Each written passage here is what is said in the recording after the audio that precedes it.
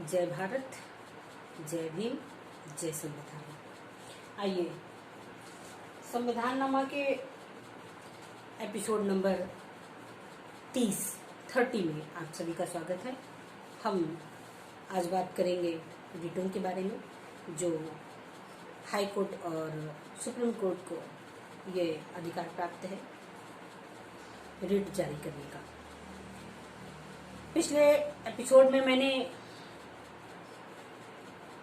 रिटें 5 प्रकार की होती हैं, इसकी जानकारी की थी, उसको रिपीट कर देते हैं। रिटें 5 प्रकार की होती हैं। नंबर 1, बंदी प्रत्यक्षीकरण, परमादेश, प्रतिषेध, उत्प्रेषण, अधिकार परीक्षण।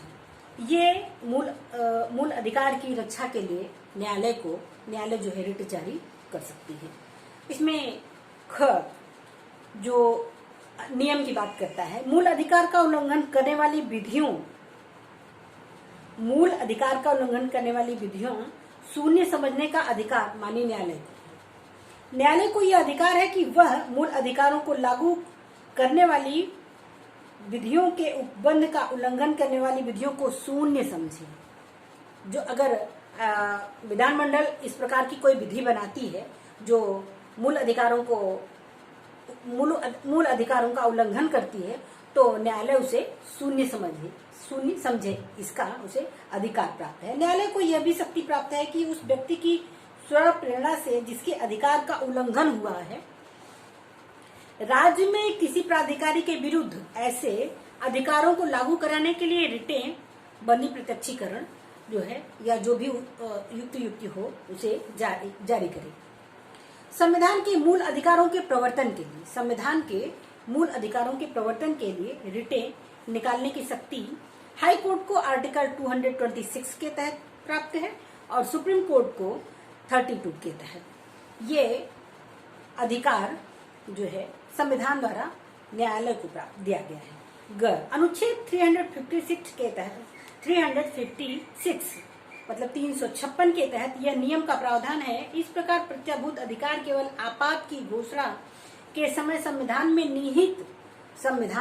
निहित विधि के द्वारा ही निलंबित किए जा सकेंगे।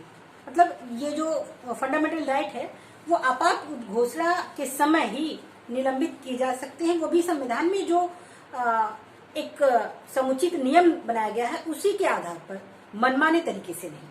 अनुच्छेद 32 के अधीन उच्चतम न्यायालय की विशिष्ट अधिकारिता है। अनुच्छेद 32 के तहत न्यायालय की विशिष्ट अधिकारिता है। अनुच्छेद 32 के अधीन कार्यवाही को भाग 3 में सम्मिलित मूल अधिकारों के प्रवर्तन के लिए संवैधानिक उपचार कहा जाता है और उच्चतम न्यायालय के समक्ष ऐसी कार्यवाही लाने का अधिकार भी भाग 3 में शामिल मूल अधिकार है। मूल अधिकार को लागू कराने के अन्य संवैधानिक प्रावधान। आइए हम अन्य संवैधानिक प्रावधान जो हमारे मूल अधिकारों को बचाए रखता है, संवैधानिक अधिकारों को की जानकारी करते हैं। मूल अधिकार का प्रवर्तन अन्य कार्यवाहियों के द्वारा भी किया जा सकता है। नंबर 1, सामान्य विधि के अधीन। नंबर 2, घोषणात्मक वाद द्वारा। नंबर 3, अनुच्छेद 226 अधीन आवेदन के द्वारा।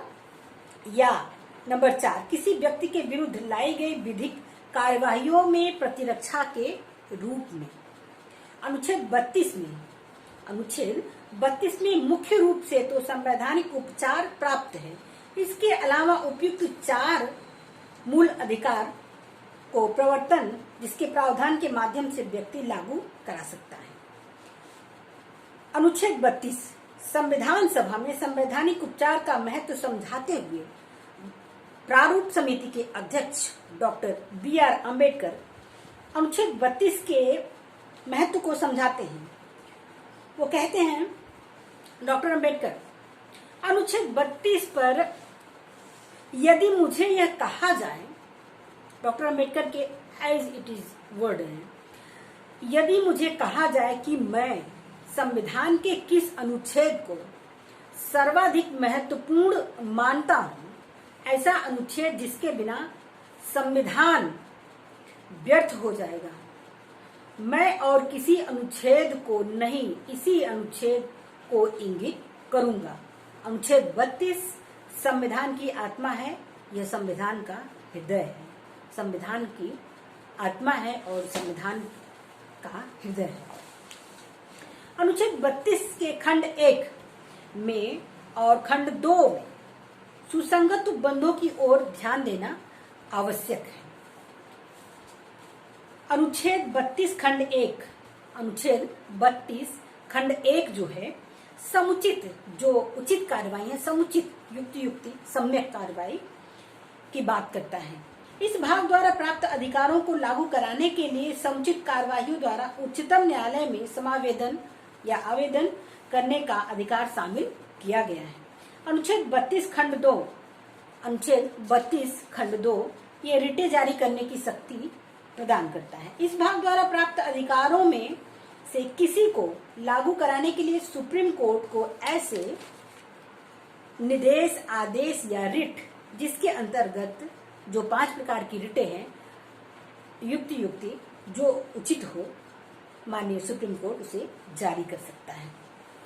सुप्रीम कोर्ट को ये जारी करने की शक्ति प्राप्त है। अनुच्छेद 32 मूल अधिकारों के प्रवर्तन के लिए एक प्रत्याभूत उपचार प्रदान करता है। यह उपचार का अधिकार भी मूल अधिकार है। यह उपचार का अधिकार भी मूल अधिकार है क्योंकि यह भाग 3 में सम्मिलित है। उच्चतम न्यायालय को मूल अधिकारों का संरक्षक और प्रत्याभूति दाता बनाया गया है।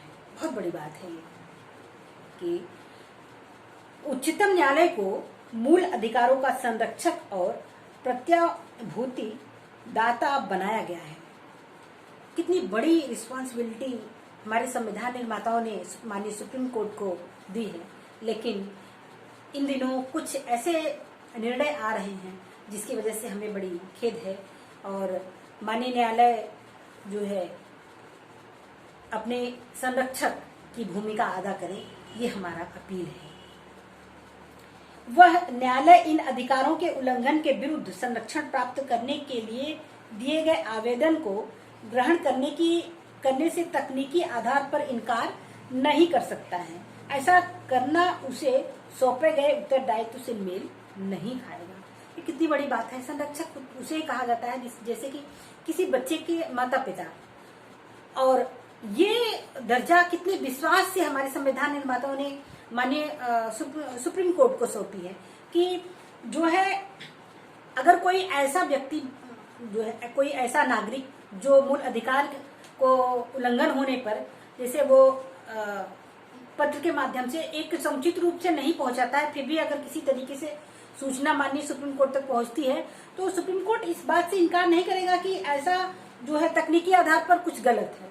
उन्हें सूचना मिली है तो वो उस पर कार्रवाई करेंगे, उनका उत्तरदायित्व है।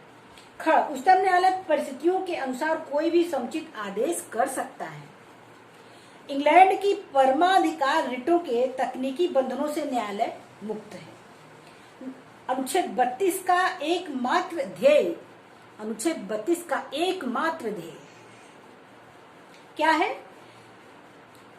अनुच्छेद 32 का एकमात्र ध्येय संविधान द्वारा प्रत्याभूत मूल अधिकारों का प्रवर्तन। एकमात्र ध्येय जो है मूल अधिकारों का प्रवर्तन। जब तक मूल अधिकार का अतिक्रमण नहीं होता है तब तक व्यथित व्यक्ति को अनुच्छेद 32 के अधीन परिवाद करने का अधिकार नहीं है। जिसका फंडामेंटल राइट जो है वायलेट होता है उसी को अनुच्छेद 32 के तहत जो है वाद दायर करने का अधिकार प्रदान किया गया है। उसे चाहे जो अन्य उपचार मिले। यही कारण है कि अनुच्छेद 32 के अधीन कार्रवाई में वही प्रश्न अवधारित किया जा सकेगा जो मूल अधिकार से संबंधित है। परमाधिकार रिट यह इंग्लैंड के कॉमन लॉ की अभिव्यक्ति है। वे अधिक असाधारण रिटें हैं जो सम्राट न्यायदाता के रूप में इस आधार पर प्रदान करता था जो सामान्य विधिक उपचार अपर्याप्त है। आगे चलकर ये रिटें उच्चतम न्यायालय प्रदान करने लगा